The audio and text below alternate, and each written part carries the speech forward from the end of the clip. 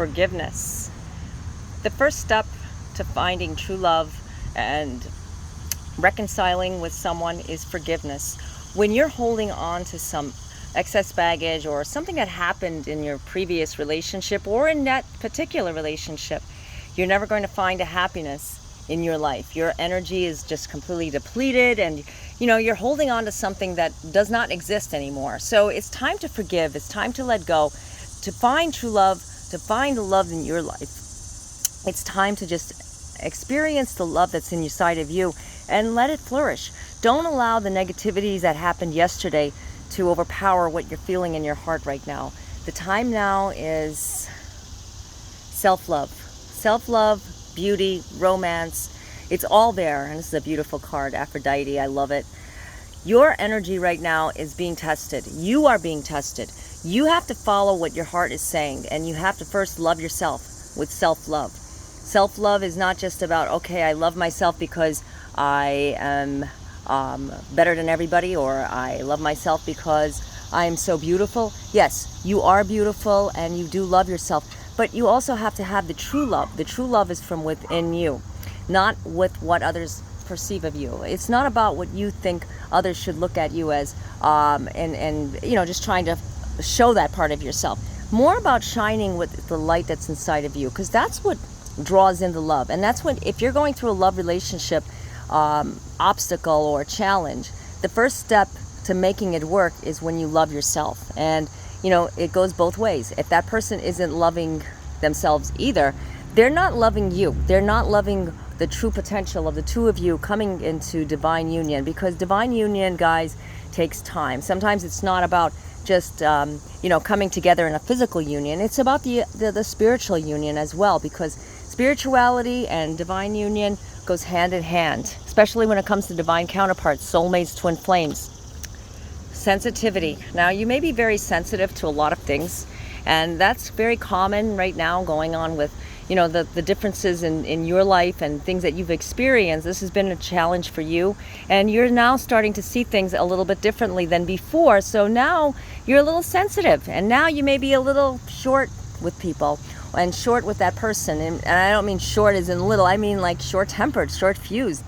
This is very common when it comes to a love relationship that is having certain types of challenges, like I mentioned before, certain tests. If you can't follow that test, you're never going to find the true love in your life. Now, if you're with someone that you find that, this is not the person I'm supposed to be with, you're very sensitive, you're finding that this person was not the person I thought this person was, well, you need to let him or her know these things, because if you keep on like this mask, you're holding on to something, trying to make something work, it's time to let it go. I feel like this is a direct message for someone. Not that I am telling you what to do, but this is something you need to listen to. Not everybody is the same. Remember,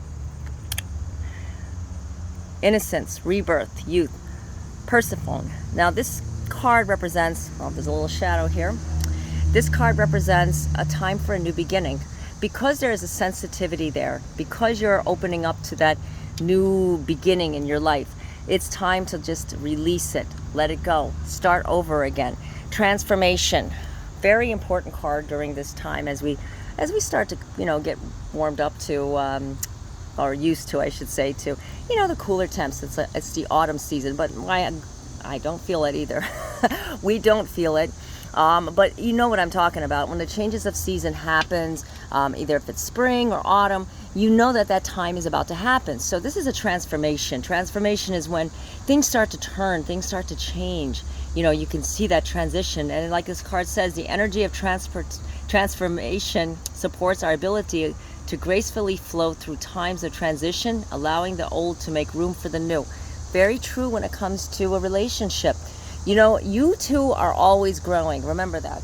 You both are always evolving. And even when you're apart, you may be saying, well, I'm not with her or him, so how could I be transforming into something new? Well, you are, because you are constantly changing. Have faith. Faith moves mountains. Faith can do a lot. Just like this card, St. Lucy, you can see faith. She has faith. She has a ring around her that she knows, she's giving in to what her heart is saying. And that's an important factor when it comes to any relationship. If you're not giving your 100% of faith into it, it's never going to work, because you have to follow your intuition. Intuition rules all. The energy of intuition supports our ability to conceive the subtle language of the realms beyond the three-dimension reality. Now, intuition is something that we feel. It's another word for being psychic. I know a lot of people don't realize it, but they have psychic ability.